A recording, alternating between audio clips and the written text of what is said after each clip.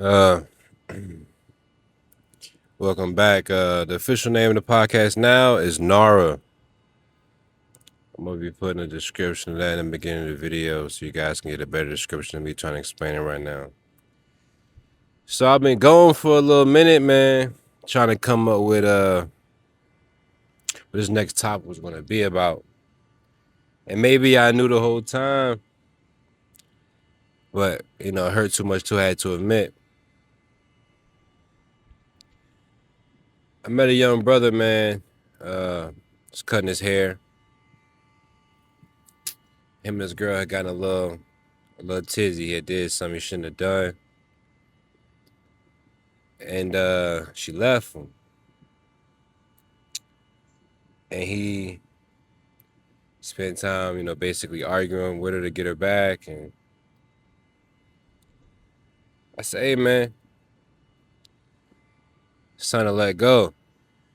He said, huh, what you mean? I said, look, man, all you doing right now is just reminding her of why y'all not together in the first place.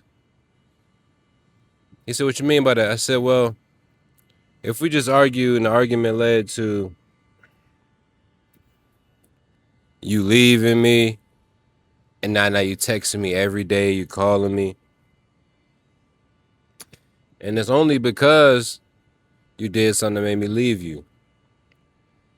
So what you should do is give her time to exercise her right to space. And you start to detach from the person that caused that pain and the person you knew or you thought she was, because if you knew who she was, you wouldn't do what you did in the first place. You would have thought you had her anyway. So now you have to grow from who you thought you was by detaching from her and growing to let her know. For example, you ever been in an argument with your girl and you expressing yourself kind of vigorously or with a lot of passion, and you slip up and say a curse word? It's the first thing she say. Why are you cussing at me? Now we go to, I won't cussing at you, but what she hears is an angry man yelling at her. And then she hears verbiage that means physicality or aggression. And I made a list of things you should do on this new journey as a man who make the mistake and then continue to make the mistake of pressing afterwards.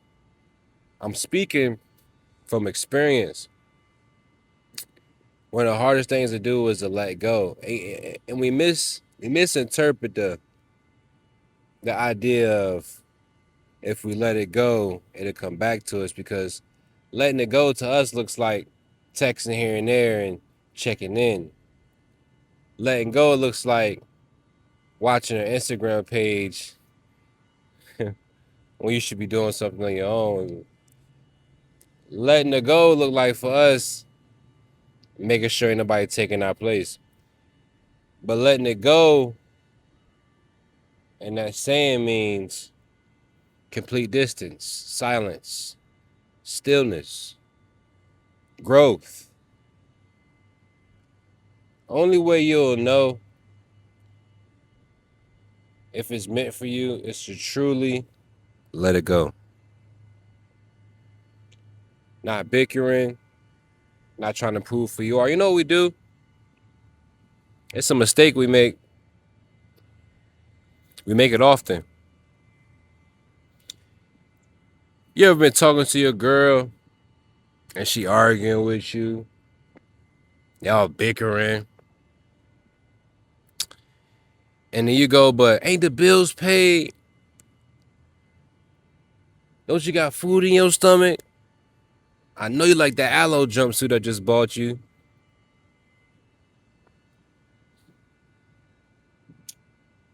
And you know what she hears? What I bought you should afford your feelings to go away. That's your hit. The reason this should hit is because That's invalidating her feelings. I'm explaining a little further if you're confused. Imagine me and you, best friends, and I'm driving on a, let's say I'm driving on a little walkway, driving on a little, what's it called, a little boardwalk, right? And you're on your skateboard. I look at my phone for a second, quick glance, look up, boom, I done hit you. Oh, cuz. You screaming, ah! And you're on the ground, and you bleeding out. Not so dramatic, they're not bleeding out. Let's say, but you bleeding, your bone has slipped through your leg, you bleeding though, and you screaming, you in pain, respectfully. Imagine you saying, I need help, I need help. And I bend over you and say, but I'm a good person. Imagine that as a person laying there, hurt, beat up, scraped, broken, bruised, and bleeding. And they say, man, look, man, I'm bleeding. This shit hurt. It hurt. I ain't supposed to be cussing. And you look over and say, but remember I helped you pass the SAT?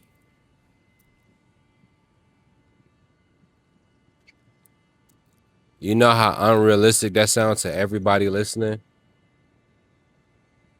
That's how you sound to your girl when she said I'm bleeding. You reminded her of you helping her with dishes when that's not addressing what she got a problem with. And we do it so often as men, it's kind of sad. I did it for 7 years. I know some men who do it for 50 and the women accept it because they think that's the peak of us and our emotional intelligence is what he can provide. And then whatever he do on the side is what he do. Disrespect me, neglect me. We more excited to go to work than we are to come home. It's kind of weird. And we're going to say we're the leaders, right? Of the household. And then you're going to say our wife boring. That's because you boring. And you think because you go out to the club and you get drunk that you lit, that you like doing something with yourself. And you not. You not at all. When the last psychology book you read, other than the 48 Laws of Power, that just helps you manipulate people? I mean, a book that really helped you understand why you think the way you do. Maybe help you understand that your problems and your patterns are those of your father and your father before him. That maybe you need to break to evolve into a man you never thought you would see. So clubbing to me is boring. It's probably boring to her. Why would I want to go out? What's there for me? This is my point. We need to, as men, be better investors in ourselves. We don't do anything. We don't do nothing. We don't got nothing but hard, yeah, you know what I'm saying, but I can't say it. We on YouTube with it. A Patreon, I'm gonna get more lit. We don't got nothing but hard, yeah, and money. And then we say, take that. While she's a ball of emotions, and then we say, hey, take those somewhere else. Because what I'm doing right now is I'm working to pay bills. I get more excited to go see Jordan, Chris, Eduardo, and Lawrence more than coming home to see Jasmine, Tiana, Jamie, Emily, Taylor. And it's weird to me. We care more about the brotherhood than leadership, headship. We don't know how to be leaders. We think being a leader is just paying bills. That's boring. It's not going to work. This all is a part of space. You know why? Because in this time frame, if she do decide to come back, I'm not telling you she coming back. I'm going to tell you, quite frankly, she not. And I'm going to tell you that's okay. Because in the end of everything, you owe yourself a better version of yourself because you didn't walk out the relationship on a happy tip because you didn't leave. She left you. Work on that part. Not for her, but for yourself, for your kids. So your kids can avoid maybe that one that got away. We don't know why. Because we made a mistake. So now we can't focus on that as much. We got to focus on what? Not doing it again. And when the next will come in, we got to focus on doing what? Being better. Read. Read a book a month. And don't go read Harry Potter. Read something that helps you understand what headship looks like. And it looks like being a leader. For example, for those who are subscribers to Christianity, the Bible, it said that the husband is to the wife as Jesus was to the church. Now, as I was chilling one day, something struck me in my chest. Jesus had some powerful words. He said, I am the light, I am the truth, and I am the way. Now, he's that for the church, for the followers of him. You're supposed to be there for your wife. You're supposed to be the light or the life. You're supposed to bring life into the house. You're supposed to be the truth. No cheating, no lying, no Instagram snooping. It's not the truth. That's not being true to who you should be. The truth. Shouldn't no lies be found in your mouth. You shouldn't be accused of anything in your household or outside. And you should be the way. Meaning they should look to you and you have answers. And answers come with knowledge. And knowledge comes from wisdom. If you're not learning, bro, you just sitting there wasting, thinking you elevating because you moved up and you got $2 extra in your job. I'm sorry, buddy, that's not enough. It's not even enough for you. You look forward to meeting Paul, Chris, and Jonah at work because it make your day easier. It take your job, it take the mind off of, I don't even want to do this. But you're not doing nothing to improve it, so you take it out on her. So the brothers that are listening and understand exactly what I'm putting down, back off, bro. Let that girl do her thing. No more texting. No more Instagram snooping. No looking on her sister page. No looking on the Snapchat. Delete the text thread. Don't open your picture gallery. Move on for a second. Figure out how to heal yourself. Put the bottle down. Put the phone down. Take a walk. Get some fresh air. I can't say put the trees down because I'd be a hypocrite. The trees is up. The liquor down. Process it. Sit in it. I'm not going to tell you to go to the gym and throw some iron around. I want you to sit in that. Sit in that mistake. Don't ignore it. You know you messed up and it's okay. It's okay. Being numb is not a character trait. Being a hard worker is not a character trait. It's a forced environmental execution. If you didn't have to work, you wouldn't be working like this. That's not who you are, so you have to be. Remember that. Back off. It's that time. Learn, educate, grow. Stop cursing. Stop letting your environment control you. Stop telling your bros about your female problems. They're not emotionally mature. Just because he can pull 15 women, why he ain't with none of them? Oh, I'm just not ready. Oh, so you're not emotionally mature to talk to me about a relationship. I don't want to hear it. Find a therapist. I recommend growth therapy.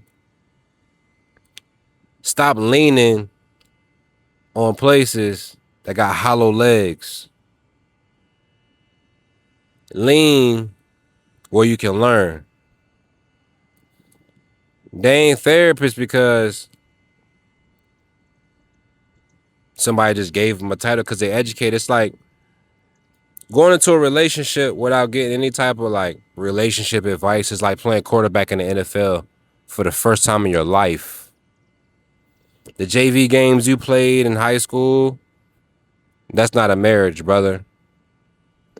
That's not the long-term thing. You need to get with a coach, whether it be me, whether it be an actual therapist. Find a man whose wife is ecstatic every time you see her. That's the one. And the one where the smile doesn't walk away when she walks to the car. The one where she's getting in the car smiling. If you don't see her, stop talking to him. If you meet her in her house and she not smiling and happy to see y'all, that's not the one to be talking to. I'm trying to tell you something. I'm trying to save you mistakes and broken families. Stop doing it. We don't know what we're doing. We don't know what we're talking about. I'm learning as I'm telling you. I'm going to therapy 2 times or 1 time a week. I'm reading Eckhart Tolle. Stillness Speaks. I recommend you read it as well. I done broken so many hearts in the process of fighting when I should have just been learning. Take it from me, bro. It's worth it. Sit still. Stop. Cry. It's gonna hurt. Get it out. Because 2 things are gonna happen. You either gonna be waiting and working and she can come back and you're gonna be a totally different person.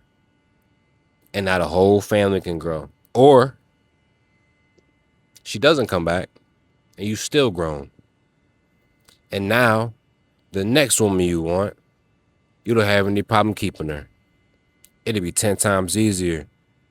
Now, understand one thing. This was a part of the mission. You didn't fail.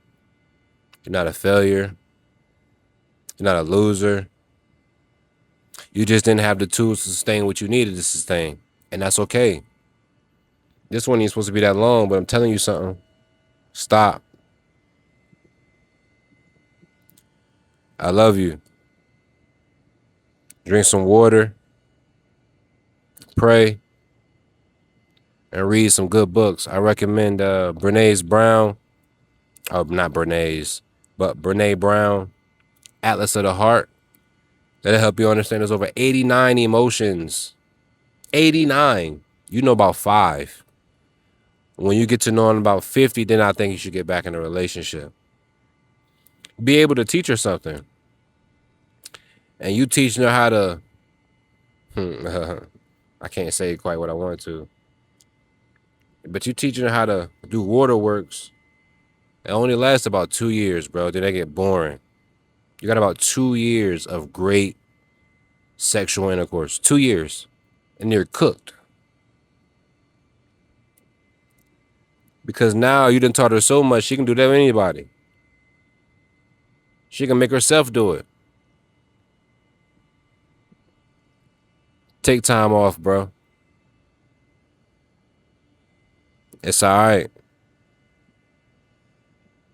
Stop pushing where you're not welcome. The door's closed. Find the one that opens for you, not the one you got to force open. Take a step back. I'm not telling you to talk to other girls. I'm telling you to take time to yourself. I'm telling you to be celibate. I'm not telling you to sleep with no women. I'm not telling you to get under nothing else to get over something else. I'm not doing that. I'm telling you to heal, brother. I love you. Heal. Take some time. A lot of times, 6 months to a year minimum. I got an ebook. It's going to be posted in the bottom of this video. Learning how to detach in a way that benefits the soul. Is a thesis of the book. It's going to be the Nara's Men's Code. That's what the name of the ebook is going to be. If you want to learn how to detach in a healthy way, improve yourself and stay consistent, I have that for you. I'm working on it myself. And I've made some mistakes on this journey. I'm not perfect. But that's the goal, to get damn near there. And now I want to be so perfect where I'm stressing about just being good. Good is the enemy of perfect. If you can be good and good enough all the time, that's great to me. Remember that. I'm just jiving at this point, man. I really love y'all. This came to me pretty easily. I thought it was going to be harder than this. But I want y'all to understand something. Letting go is the first step of finding out.